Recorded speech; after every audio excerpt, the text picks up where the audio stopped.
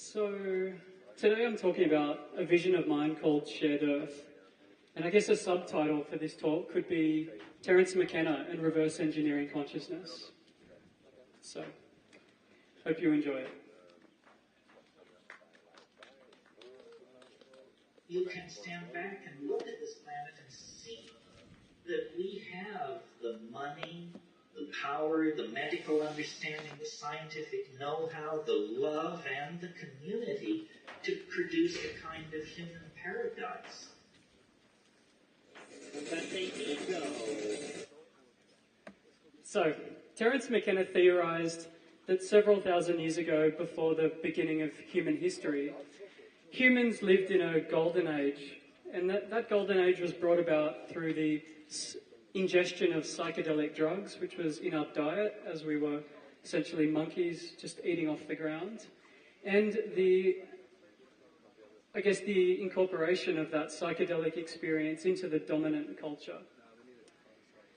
Terence claimed that with the migration of humans away from that landscape where those foods grew, the subsequent loss of psychedelic mushrooms from our diet led to a reawakening or a development of the ego, and thus the birth of civilization and the fall into human history, which meant the start of agriculture, settlements, private property, and numerous other cultural concepts that we take for granted today, in today's modern world. Regardless of Terence's musings on a golden age, the fall into history and the birth of civilization was clearly a marked shift in behaviour from archaic and tribal forms of being into more modern and individualist ways of being. So, what role then did consciousness play in the development of that behavioural shift? If Terence is correct that a shift in consciousness led to a change in behaviour, what is the relationship between our states of consciousness and the reality that we manifest? To begin, I'd like to describe what I mean when I refer to the ego. Although as a concept it's widely understood, there are subtle differences in meaning that I'd like to clarify. Throughout this talk, I'll be taking Terence's lead and using the definition of the ego as our sense of self, separated from everything else. To clarify that, imagine an expansive sense of self that includes not only your physical body, but also your family, your friends, and perhaps even taking it further, strangers, plants, animals, the entire planet and the universe. Imagine a fully aware and interconnected sense of self. Now pair that right back and connect to a very limited sense of self that extends only as far as your physical body and perhaps your personal possessions, your house, your car, stuff you own. So it's that paired back sense of self that is what I'm referring to. And it's that sense of self when we feel separate from nature and other beings that I am calling the ego. I'd like to emphasize here that I'm not defining ego as our ability to act independently or our uniqueness. I would call that personhood. Rather, I'm defining ego as a limited but very common form of consciousness where you feel separated from everything else. A memorable quote may help reinforce my interpretation. In the first rave of alien dreamtime, Terence McKenna said, You can see that the ego is a product of pathology, and that when psilocybin is regularly part of the human experience, the ego is suppressed, and the suppression of the ego means the defeat of the dominators, the materialists, the product peddlers. So, with that in mind, what I'm saying is that ego and ego consciousness, which has been the prevailing form of consciousness since the fall into human history, has within it an implicit assumption of separateness, of being separated from everything else. And I believe it's this implicit assumption of separateness that has shaped our worldview and generated the cultural institutions and concepts that make up our reality today. To demonstrate this, consider the idea of private property. Such a concept only makes sense if you are operating from a paradigm of separation. Otherwise, it's difficult to conceive of. The assumption of separateness provides the base construct to then create and understand the idea of having property that is unavailable to and separated from other people.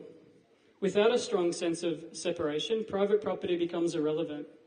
Consider how you relate to property within your own household or family. Not many of us need to very clearly delineate who owns what particular item. We just share it, because our sense of identity within a family is communally based rather than individual. As a thought experiment, consider what forms of ownership might emerge if our sense of identity was to be more communally centred. Could we see a re-emergence of the commons?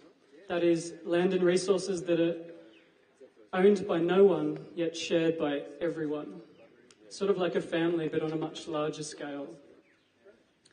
Another example of this very pervasive influence of the assumption of separateness can be found in economics, which is really just an evolution of private property.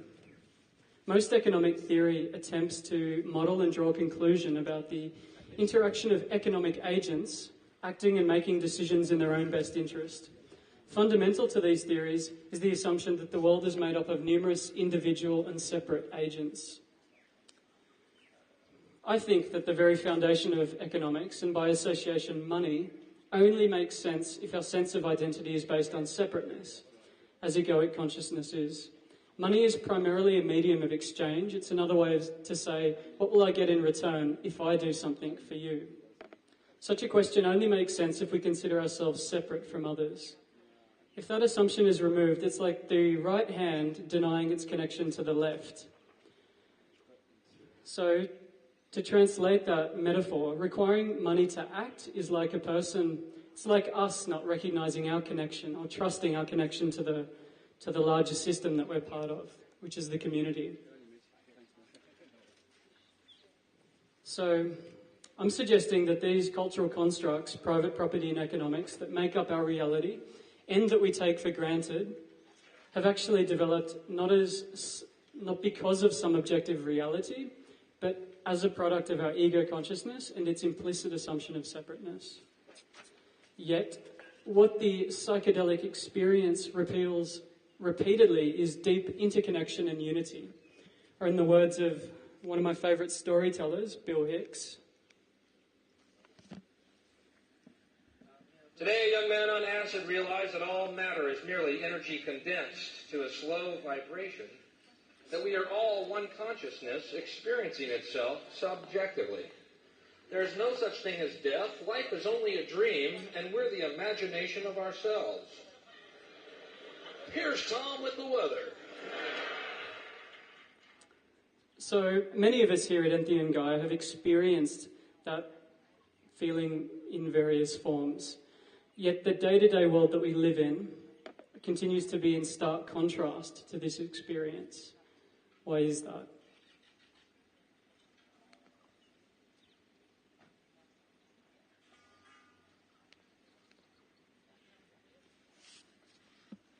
What the alien voice in the psychedelic experience wants to reveal is the syntactical nature of reality, that the real secret of magic is that the world is made of words, and that if you know the words that the world is made of, you can make of it whatever you wish.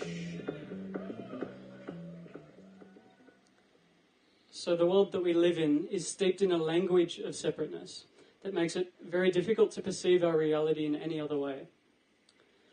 To understand the idea of how language generates culture and reality, I'd like to explore language as a linguistic container or building block for culture. What I mean by that is language has within it inbuilt assumptions, behavioural norms and understandings that reflect different modalities of culture. I've already touched on a few examples, private property and economics, but I'd like to look at some more. Families, friends, and lovers. The meaning of these words is known and widely understood, but beyond meaning, what sort of behavioural blueprint is built into these words? If someone is family, should we love them? If someone is our friend, do we share with them? Do we help them, and do we do that for free? Can we relate to them? For most of us, the answer to these questions is clearly yes. So not only does the word have meaning, it also contains around it a cultural imprint of how we relate and behave with these people. Contrasting that with ex-boyfriends and enemies and customers, again, we all know what these words mean, but what sort of behaviour is embedded in these words? If someone is an ex-boyfriend, do we still love them? Do we share with our enemies? And do we help our customers? Do we do that for free? Can we relate to them? Although a little bit more complicated, these answers more or less veer to the negative. So what I'm trying to demonstrate is, although these are just words, if we do consider someone to be our friend, culture provides us through the word a blueprint of how we should relate to them and gives us a frame through which we can interpret their actions. If we consider someone to be our lover as opposed to our friend, there is a very different set of embedded behaviours than there is with our friend. So what is it that writes that cultural blueprint into language, and how can we hack that to generate a reality of interconnection rather than separation?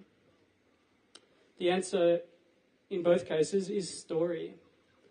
A story in its many forms is what gives meaning to language and words and encodes their implicit assumptions and behavioural blueprints. The story field is the name given to the sum total of stories that surround us. I first came across the concept of the story field through Tom Atlee. Tom Atlee eloquently frames the story field as a psychosocial field of influence generated by the resonance and interactions among many cultures, stories, festivals, roles, symbols, artifacts, and so on. And it's the story field that generates our reality, our culture, and thus our reality. So I'd like to explain how the story field generates culture by jumping back to the linguistic cultural container, or word, that is ex-boyfriend, and how its meaning is shaped and shifting through the evolution of its stories. Many of us would be familiar with the idea that once someone becomes your ex, they don't remain in your life. They become an emotional heartache, and you aren't meant to feel loving emotions for them anymore. How did that set of understandings form? For a start, sometimes those feelings and behaviours reflect the reality. That is, they are warranted and a fair reaction to the relationship that you might have had with that person. However, that story also forms the default response for many of us who find ourselves in that situation, even if we actually harbour goodwill and love for our former intimate partner. So what I'm exploring here is more the default cultural response and how that's formed. For a simple gauge of what the default story is in any particular concept story field, look no further than a Hollywood film. Hollywood films depict the most vanilla and cliched stories associated with any concept. Hollywood even went as far as making a film called The Ex about an ex-boyfriend that is seeking to undermine his ex-partner's new relationship. So, generally, Hollywood takes the dominant story in the story field. And as a result of that being the dominant story in the story field, most stories about exes in our culture tend to resonate with that depiction of exes. And when we become someone's ex, we may ourselves unconsciously fall into the role and behaviours commonly depicted, even if our relationship with that person doesn't actually warrant it. So, although that cliche tends to be the loudest narrative in the story field, there is still room to play. Many of us, especially in more progressive cultures, such as this one, may be friends with our ex-partners and may continue to have positive associations with them today.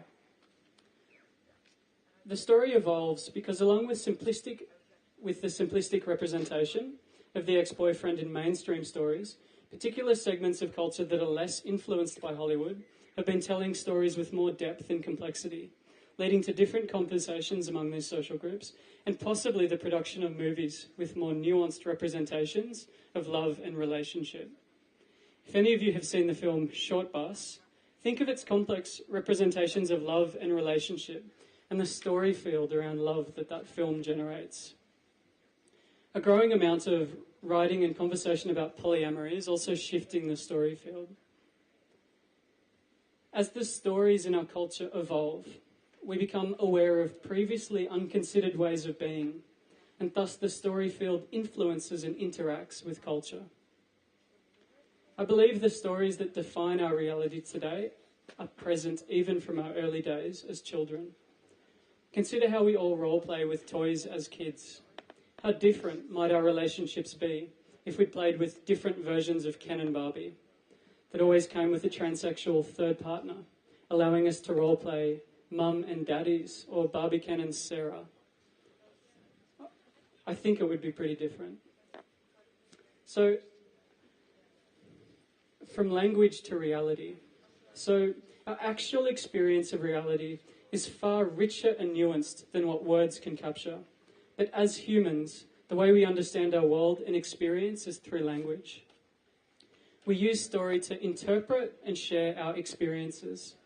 When we find ourselves in any situation, our understanding and ability to contextualize ourselves in that situation is only as good as the most fitting narrative we can imagine about it. So it's in this way that the story field provides the possibilities through which we can understand our experience of reality.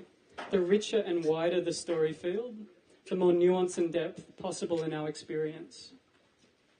To be clear, I'm not saying that we can just make up stories and repeat them to each other enough and have them become our reality.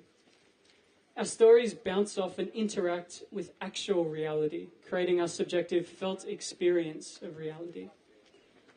We tend to feel the accuracy and truth of our stories intuitively and visibly over time. So the myth of separation that has captured Western thought has been present for thousands of years, and because it partially captures reality in that we are physically separate, it has been somewhat successful. It's provided a framework through which we have developed significant technological prowess.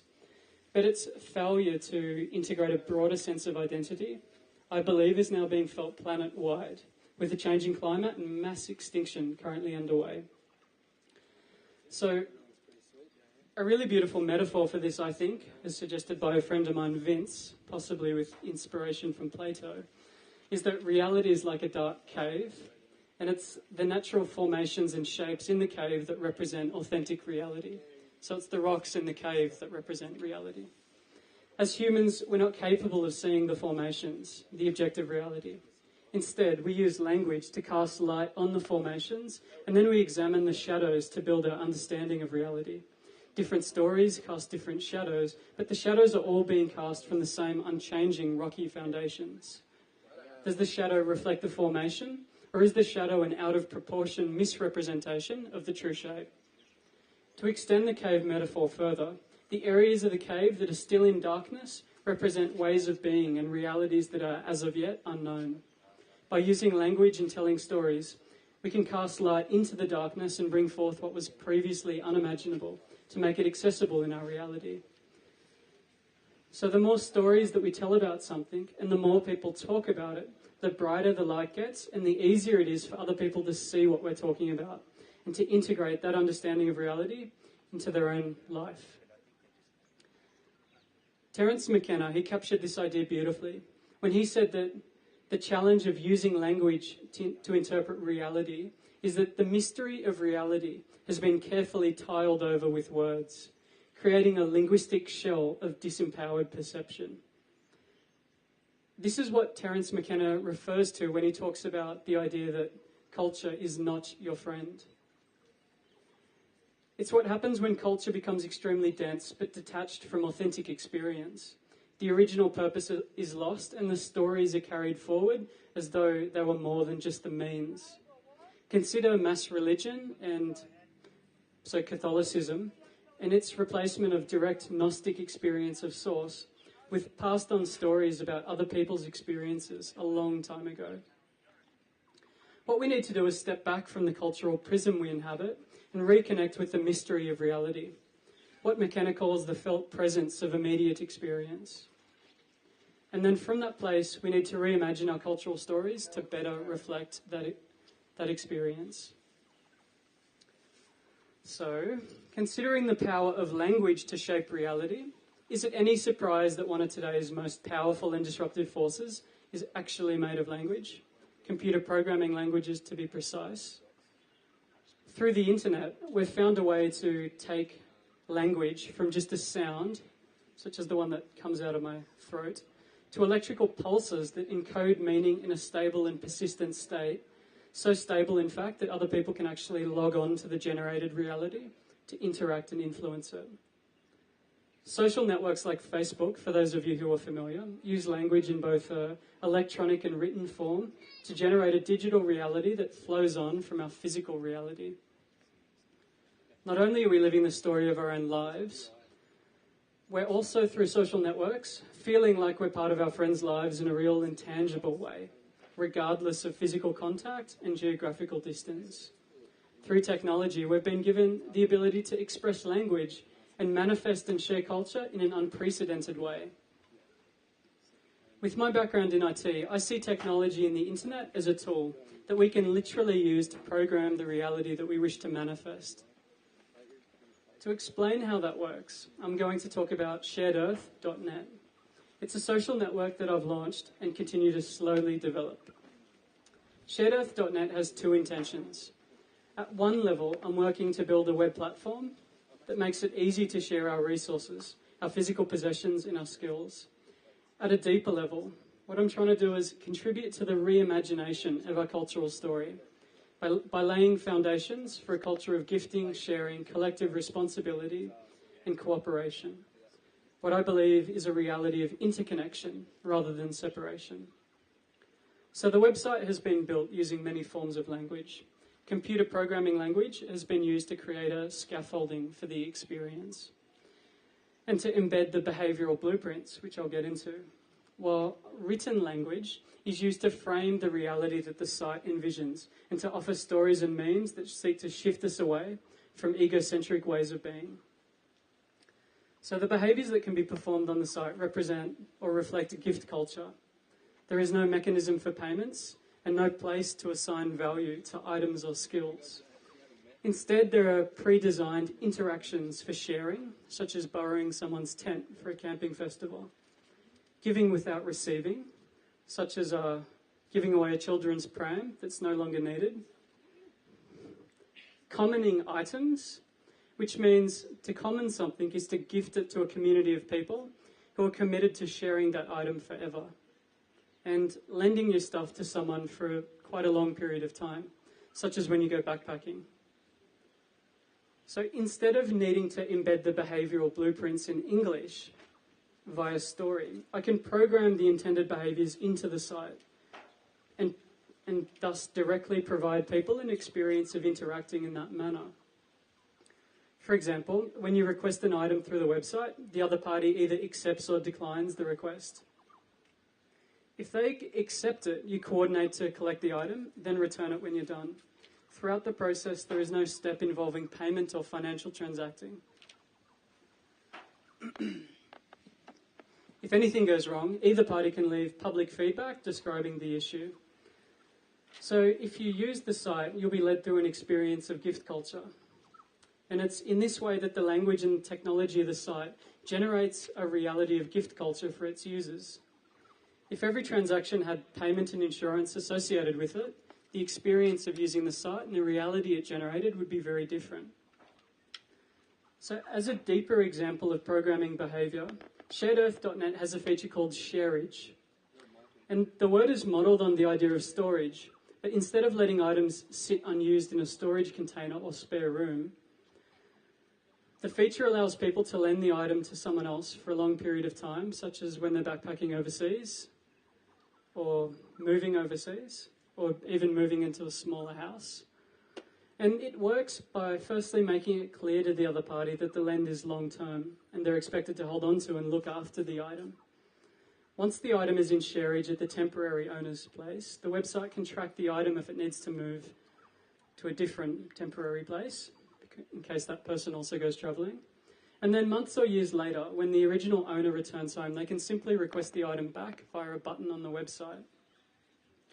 Instead of needing to write numerous stories and generate a story field for the concept of shareage to explain what the term means and how to use it, I can design the behavioural blueprint directly into the platform and let people absorb it experientially. In a culture where everybody knew what shareage meant and it was referred to in movies and encountered in books, it would naturally form part of our reality.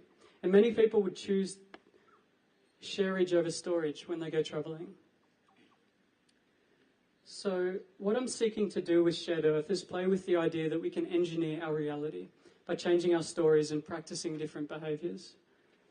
Each of us currently owns possessions as individuals. Our relationship to our possessions is singular. They are mine or they are yours. Through sharedearth.net and just sharing and gifting in general, we can begin to appreciate what we hold in common.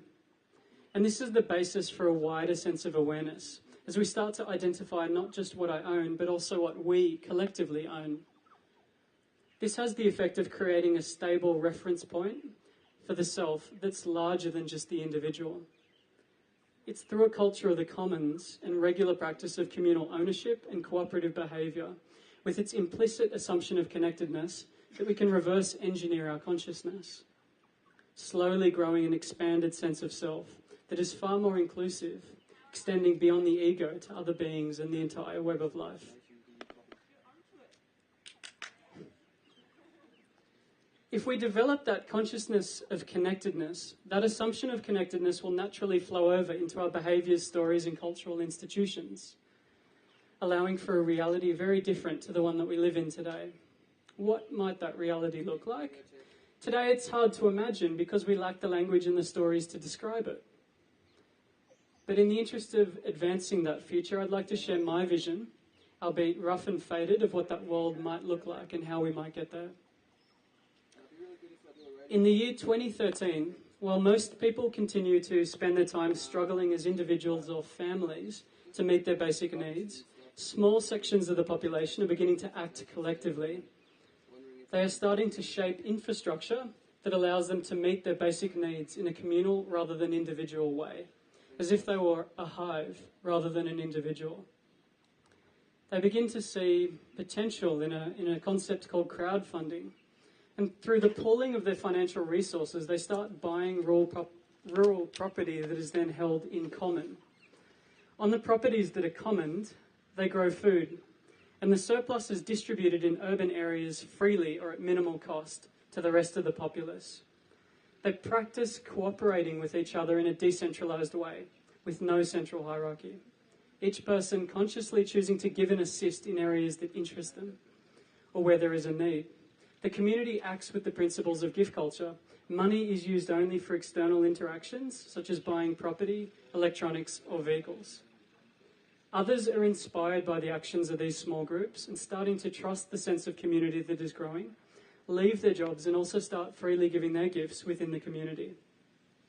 Free healing and nurturing centres are appearing, riding on the nascent infrastructure and communal surplus that's being generated by gift culture. Successful ideas in one community are quickly shared and evolved in others due to the lack of intellectual property.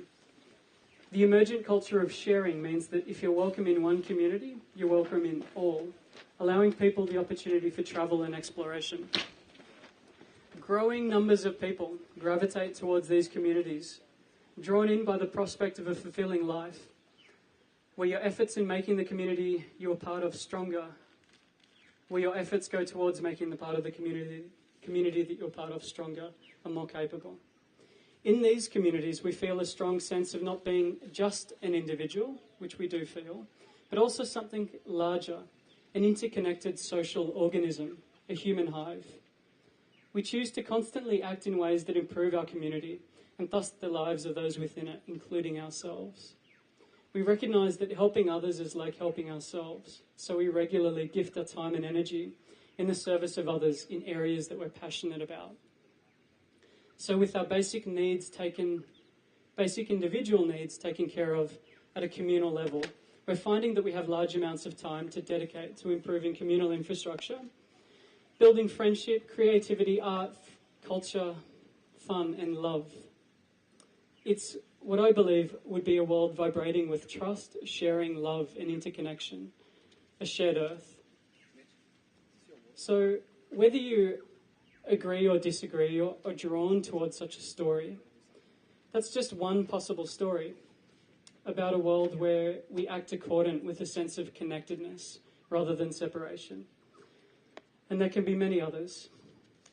Let's collectively weave a story field resonating with cooperative creativity and connection, and tell stories that reflect the world we want to live in. By becoming conscious of the story field that is generating the matrix that we live in, we can actively choose to engineer our culture, rewriting our stories and generating new forms of collective behaviour and experience that have the effect of moving our consciousness away from its egocentric orbit towards a larger awareness and consciousness of communion and cooperation. The challenge for all of us as generators of culture is to recognise the power that language has and to use it to our advantage. To create the culture that reflects the reality that we want. You can stand back and look at this planet today and see that we have the money, the power, the medical understanding, the scientific know-how, the love, and the community to produce a kind of human paradise. And I say, let's fucking do it. Yeah.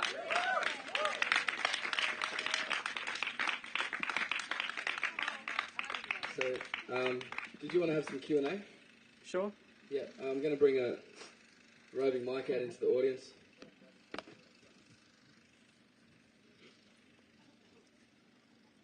Does anyone have any questions for Dan?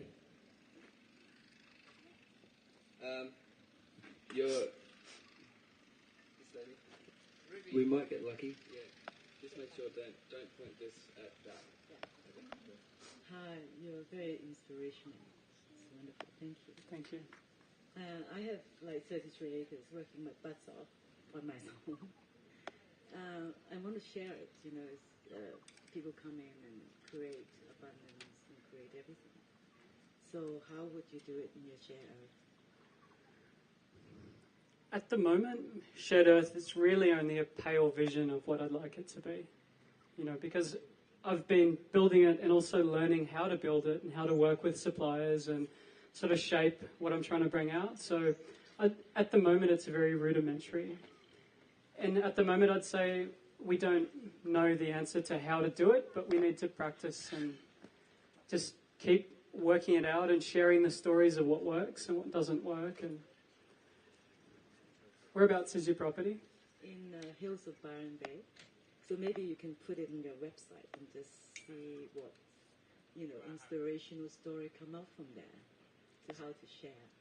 Sounds it's lovely. already there, you know. I revived the rainforest and we got spring and creeks and the food forest already there.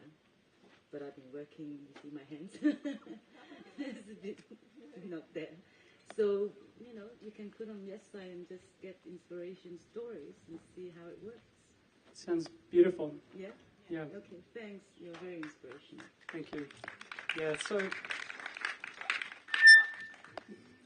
I'm very interested in technology, and I still feel that we haven't quite evolved the technology to the level where everything is flowing and natural, but, you know, I'm committed to keep working on that. Yeah, I've been worrying about this kind of idea for a long time, and I think the long-term sharing of possessions is a great idea. But also, there are so many people with possessions that aren't being used all the time. You know, some of us work day jobs, some of us work night jobs. Your PlayStation, your whatever, computer, books, things, little things for short term, you know, as well. Just even in small communities, like guy down the street maybe is on the same website. You see it working with short-term sort of swaps and so on? Sure. I mean, I guess I imagine a reality where we can locate shared items anywhere on Earth through a mobile phone. You know, so we arrived in Cairns and we didn't have camping chairs. To me, it should just be a matter of like camping chairs. Okay, just go to that house, talk to that person, drop it off afterwards. So, yeah, totally.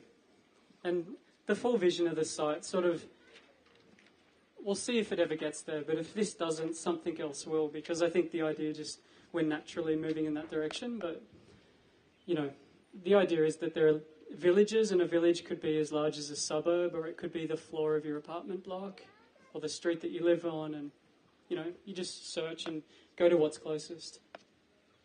Hey, I have a question. Actually, this is sounding, parts of it are sounding quite similar to the Venus project,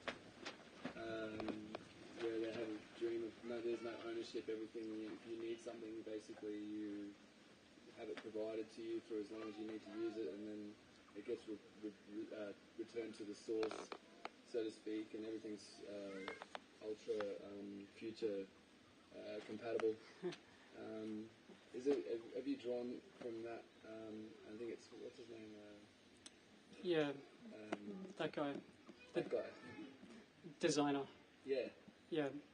So that's I haven't directly drawn from it. I guess I've been more influenced by Terence McKenna, and I went on a trip to Africa, and although it's very cliched, I couldn't believe the state of the world over there. And over there I sort of realized that money is what's stopping us from really creating the reality that we imagine. So I think the Venus Project and the Zeitgeist movement sort of articulate something very similar, but I feel a little bit uncomfortable with they tend to, the way I understand it is they tend to place technology as the focal core, whereas I sort of see technologies falling away into the background and becoming more about human interaction facilitated through technology. Yeah, I think Zeitgeist and I'm still struggling with his name, but they've actually they've split now because old mate, his vision was basically to tear down everything and start fresh, which is obviously not really practical at all. But yeah, anyone else have any questions?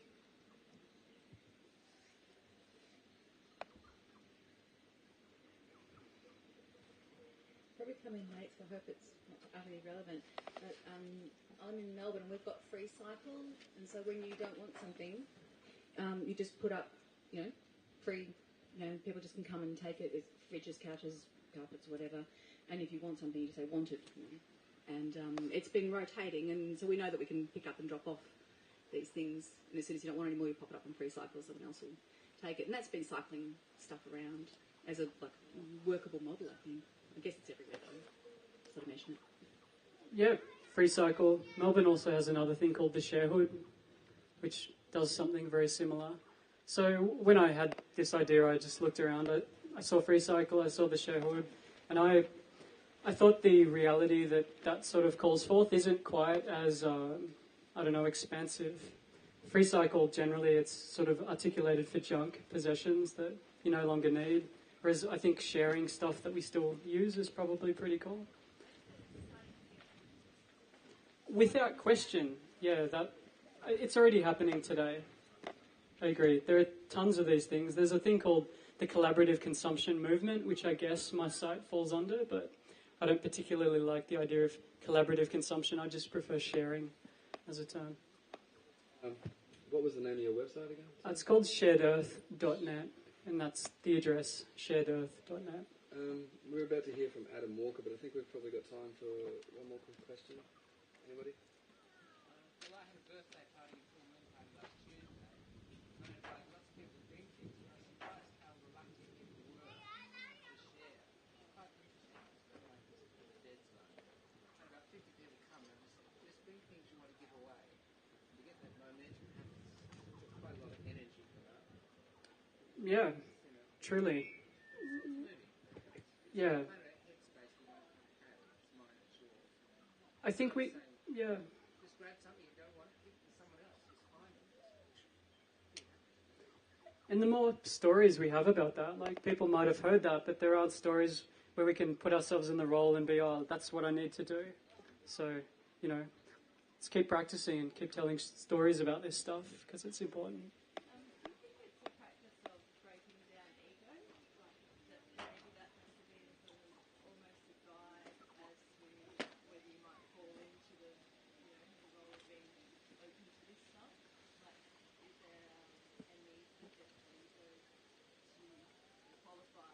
Did you want a microphone? She's asking if the death of the ego is required to fall into the modes of consciousness that I'm talking about. I guess, I'm just making this stuff up as I go, but I think the ego has its place, but it's not the only mode of consciousness that we need to act and operate from. So I see it as being just more like a transition and keeping the ego and also bringing in, I guess, the superego, or a more expansive sense of self. I'd just really like to say thank you so very much. I really love your points about new language, about doing things in new ways. I just think you're right on it. So, yeah. Thank you. Thanks, guys.